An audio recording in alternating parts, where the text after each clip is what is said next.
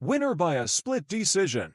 Ron Lyle active during arguably the greatest heavyweight era of all time.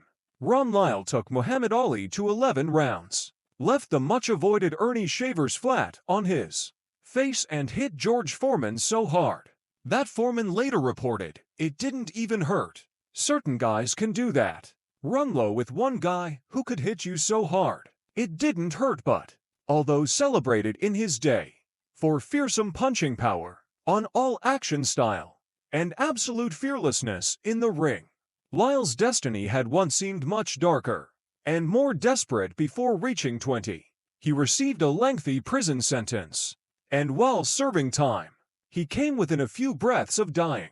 He sought redemption through boxing, eventually going on to meet some of the sport's greatest names in the ring.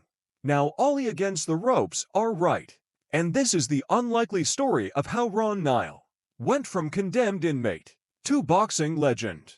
Coming from the era of Muhammad Ali, George Foreman, and Joe Frazier, you might be less familiar with the name Ron Lyle. But if you're a fan of boxing, it's a name you should know. After being sentenced 15 to 25 years when just 19, the trajectory of Ron Lyle's life seems set. Convicted of second-degree murder in a gang-related shooting, he faced the prospect of spending the best years of his life behind bars. Went there for what? Second-degree murder.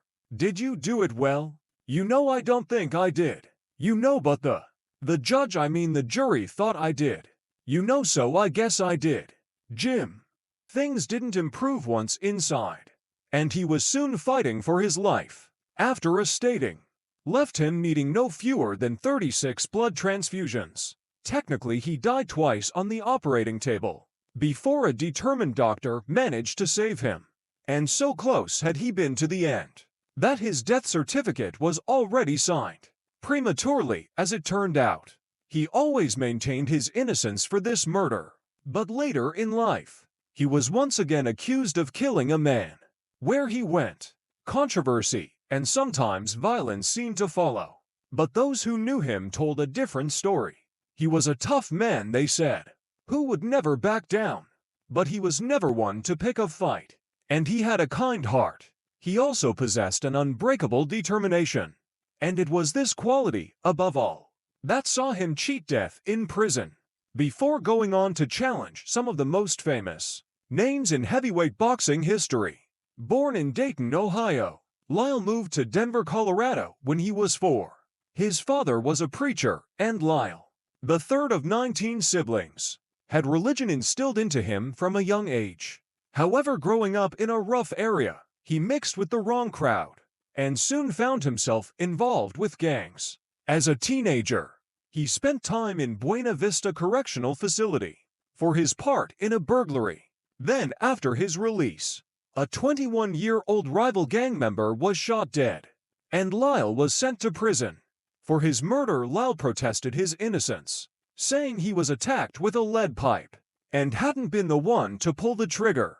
But through loyalty to his friends, he never told the police who was responsible, choosing to do time instead. Before prison, Lyle had never boxed, but he began to take an interest through watching prison bouts. Perhaps due to his natural athleticism and innate toughness, he soon began to think it was something he would be good at too. However, when prison athletic director Lieutenant Cliff Vetts encouraged him to try, he resisted, telling him, "Man, you're a screw, and I'm a convict. I came here by myself, and I'll leave the same way." But fate was about to intervene, and as Lyle said himself, God had other plans. During a fight with another inmate, Lyle was stabbed in the abdomen, losing huge amounts of blood, but showing the force of will that would later stand him in good stead in the ring. Against all odds, he survived. After recovering from his wound, he was sent to solitary confinement, where he received just one bowl of spinach each day.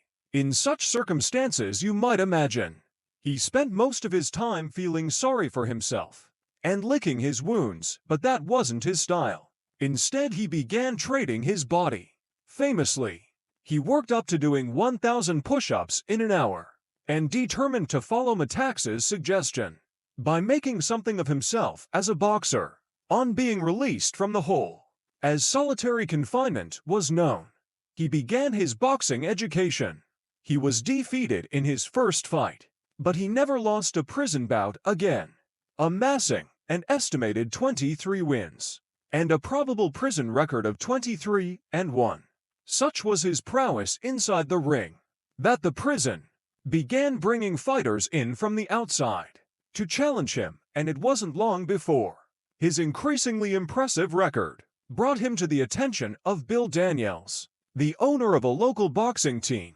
At this time, Lyle was up for parole, but was rejected twice on the grounds that professional boxing wasn't a credible career plan.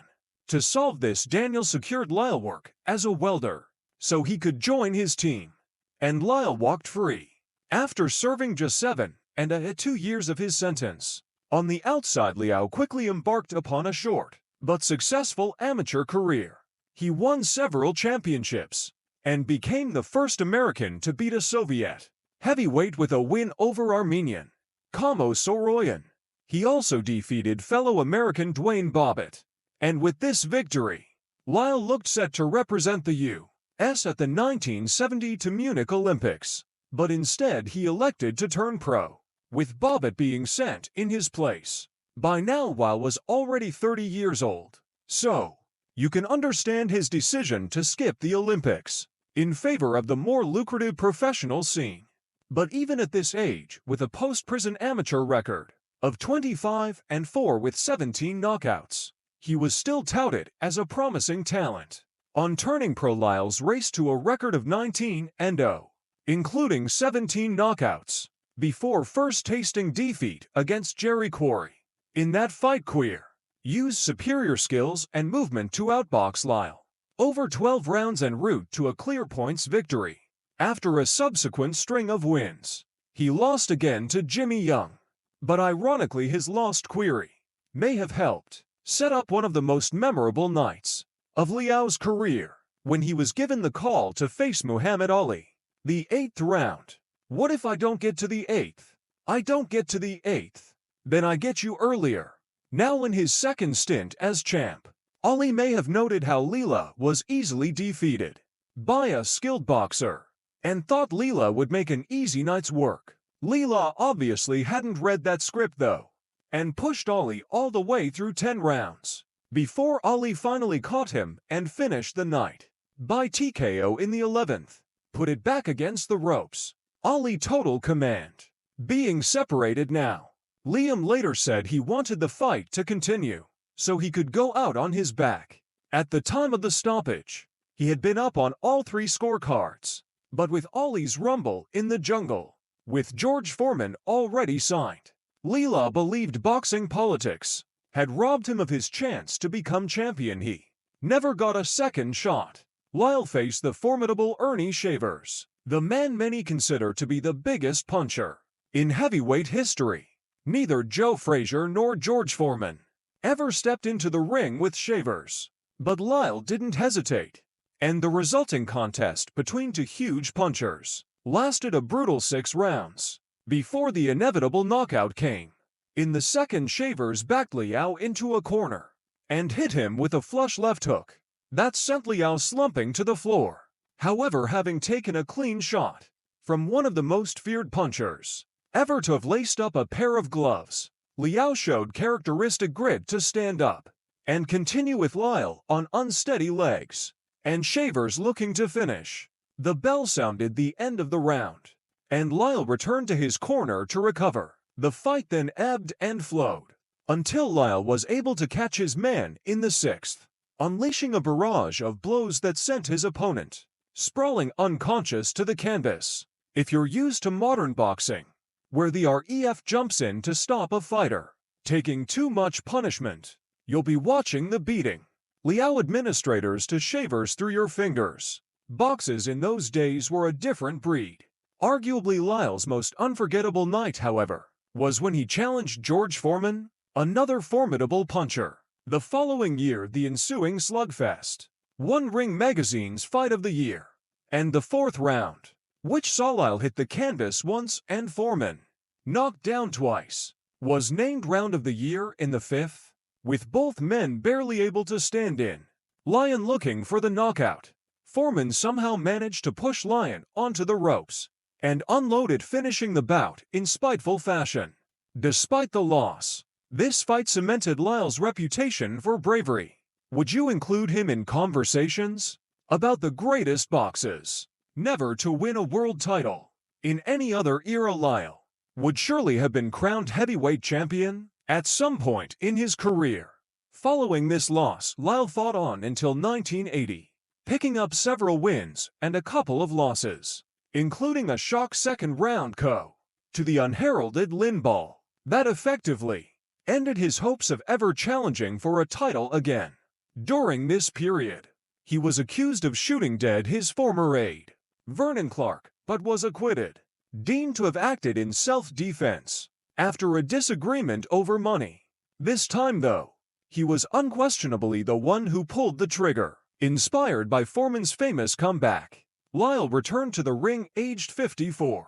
But after beating for club-level boxes, he finally hung up the gloves for good. Even at this age, he was still the kind of boxer you wouldn't want to get in the ring with, unless you could really handle yourself. Lyle spent his later years giving back to the community and training young boxers, notably working with Victor Ortiz, who went on to capture the WBC welterweight title. Lyon never forgot his religious roots, saying that even later in life, he felt guilty if he missed church 2 Sundays in a row. He was aware of the pain he had caused his devout mother, and his ultimately unsuccessful quest to become heavyweight champion was in part driven by the desire to atone for his mistakes and make his mother proud. Ron Lyle died suddenly at 70 due to a stomach issue. Those who knew him recall a loyal friend who always had the back of those closest to him. To boxing fans, he is remembered for his magnificent duels against Ernie Shavers in Foreman, and is revered as a cold hero who punched hard, feared no opponent, and always loved everything in the ring, and never took a step back, no matter who was standing in the opposite corner.